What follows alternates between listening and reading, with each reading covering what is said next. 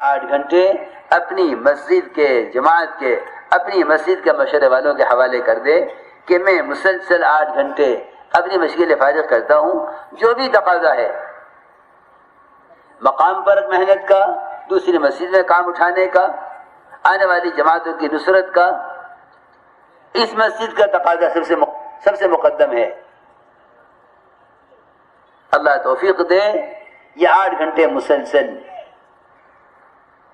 میں عرض کرتا ہوں، تجارت کا چھڑوانا، ملازمتوں کو چھڑوانا، بلکہ یہاں تک میں عرض کرتا ہوں آپ حضرات سے کہ تبلیغ کے تقاضے کی وجہ سے اپنے کاروبار، اپنی ملازمتوں کو بدلنا، میں اسے بھی اتفاق نہیں کرتا، اس لیے کہ کسی کام کو بدلنا یہ کوئی آسان چیز نہیں ہے، اپنے مشاغل کو بدلنا یہ آسان کام نہیں ہے۔ تجربہ تجارت کا ہے، چاہتا ہے تجارت چھوڑ کے ملازمت کر لوں تبلیغ کے لیے، تجربہ ملازمت کا ہے، چاہتا ہے ملازمت چھوڑ کے تجارت کر لوں تبلیغ کے لیے، نہیں۔ صحابہ میں ہمیں یہ چیز نہیں ملتی، بلکہ صحابہ کرام کے صحابہ کی زندگی میں یہ بات ملتی ہے کہ جو جس شعبے میں تھا، حکومت میں، سرداری میں، منصب میں، اپنے بڑے بڑے صحابہ اپنے قبیلوں کے بڑے چودھری ہوتے تھے، اپنے قبیلوں کے سردار بھی ہوتے تھے، جو زمیندار تھے زمیندارہ کرتے تھے، جو تاجر تھے تجارت کرتے تھے۔ لیکن مزیدار بات یہ ہے، ہر سمجھتے تھے کہ مجاہدہ وہ اپنے اشغال کو ترک کرنا نہیں ہے، مجاہدہ اپنے اشغال کو چھوڑنا نہیں ہے کہ تجارت چھوڑ دو دعوت کے لیے، زراعت چھوڑ دو دعوت کے لیے، ملازمت چھوڑ دو دعوت کے لیے، یہ نہیں ملے گا، کیونکہ اپنے اسباب اور اپنے مشاغل، تجارت، زراعت، ملازمت کا چھوڑ دینا یہ رہبانیت ہے، مجاہدہ نہیں ہے، اسلام میں رہبانیت نہیں ہے،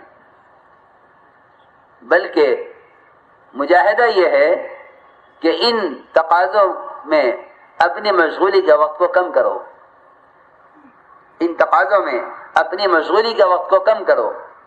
تجارت کی مشغولی کو کم کرو، وقت فارغ کرو دعوت عبادت کے لیے، گھر والوں کے ساتھ ہنسنے بولنے اٹھنے بیٹھنے، ان کے ساتھ خواہش میں وقت گزارنے کی کہ وقت کو کم کرو، یہ مجاہدہ ہے، چھوڑنا مجاہدہ نہیں ہے۔ جتنے بھی انسانی ضروریات ہیں، ان ضرورتوں میں کم سے کم وقت کم سے کم لگاؤ، یہ مجاہدہ ہے، چھوڑنا مجاہدہ نہیں ہے۔ میں مثال کے طور پر عرض کرتا ہوں، جس کو بھوک پیاس لگتی ہے اس کا روزہ رکھنا مجاہدہ ہے، جسے بھوک پیاس کی طلب نہیں ہے اس کا روزہ مجاہدہ نہیں ہے۔ مجاہدہ اس کے لیے ہے جس کو تجارت بھی کرنی ہے، زراعت بھی کرنی ہے، ملازمت بھی کرنی ہے، بیوی بچوں کو بھی وقت دینا ہے، یہ اپنا وقت کو فارغ کرے۔ اس لیے میں نے عرض کیا کہ صحابہ کرام کے عجیب معمولات تھے۔ عمر رضی اللہ تعالی ان سارے مشاغل کے ساتھ مسجد نبوی 24 گھنٹے آباد کیسے رہ سکتی تھی؟ ان سارے مشاغل کے ساتھ، اللہ اکبر، آپ تو سوچ بھی نہیں سکتے ایسی تجارت جیسی عبد الرحمن بن عوف کی تھی۔ آپ سوچیں صحابہ کی تجارتیں، مٹی کو ہاتھ لگاویں سونے کا نفع حاصل کریں۔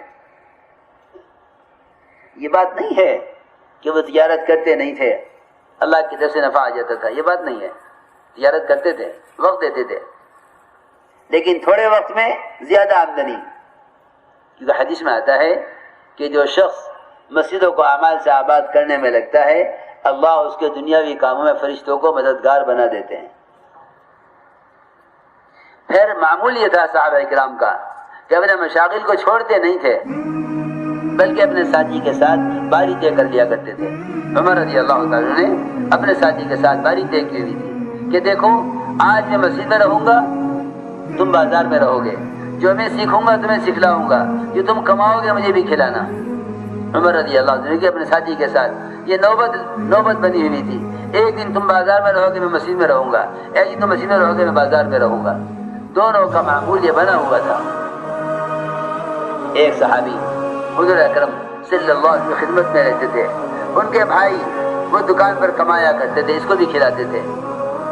اس نے آ کر کہا یا رسول اللہ, یہ آپ کے پاس بیٹھا رہتا ہے, میں اکیلا کماتا ہوں.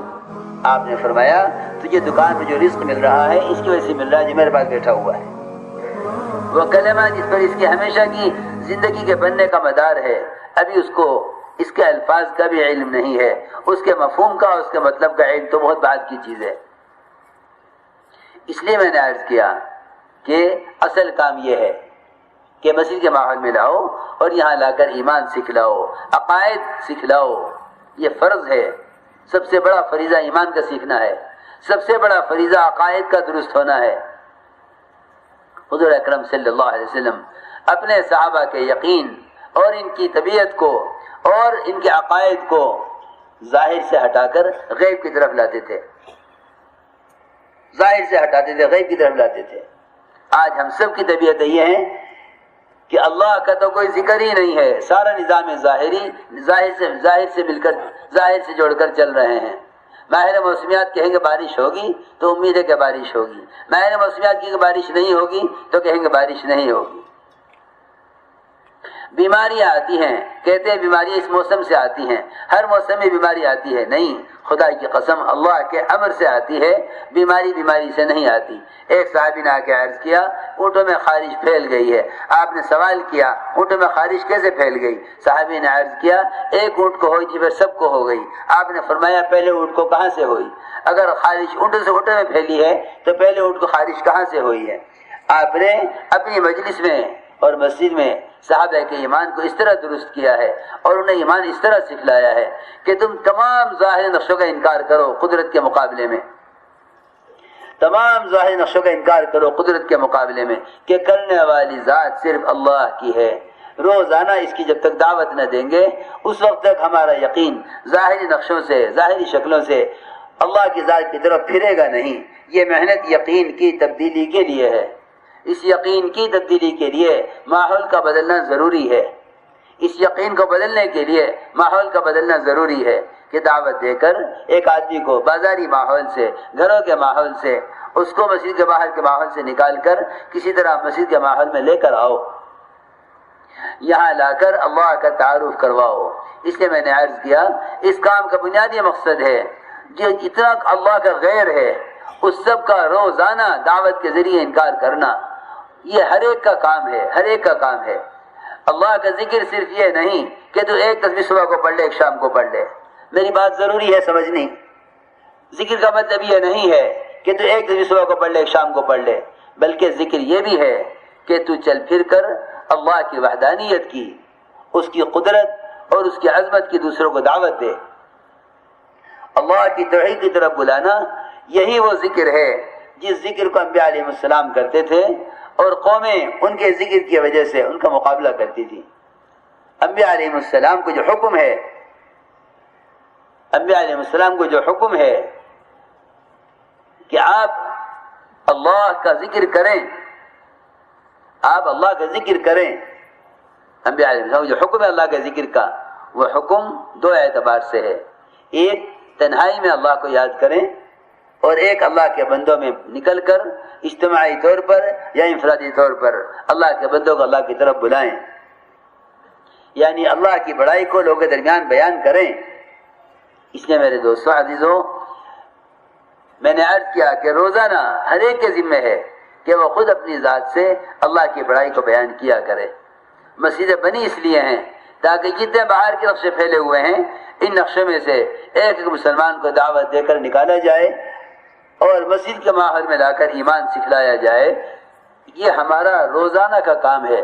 2.5 گھنٹے کی محنت جو مشہور ہے, اول تو 2.5 گھنٹے تک محدود نہیں ہے, 2.5 گھنٹہ تو ایک ابتدائی حصہ ہے اس کا, ورنہ ہر مسلمان سے